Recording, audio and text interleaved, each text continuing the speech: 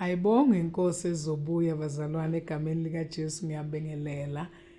This is kaGumbi, igama lami nginguphiliwa kwaGumbi, kodwa ke ngingukaGumbi, indodakazi kaGumbi le.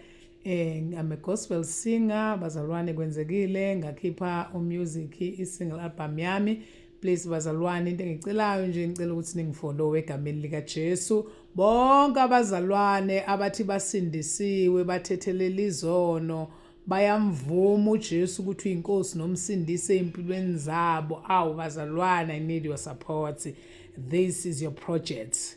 Okwenu nje ukuba ni like ipage yami ni follow ku YouTube ngingagumbi, kwi private page ngingagumbi, in brackets the worshipper, kwi Facebook ngingagumbi, dash the worshipper, kwi Spotify ngingagumbi, bese kuzothi kwi TikTok ngingagumbi. Please bazalwane, this is your project. Masihlabelela sithi you are holy, oh so holy, you are holy, Lord Almighty.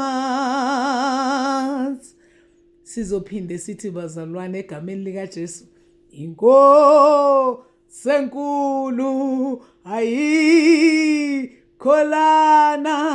ikhona lene masulwini.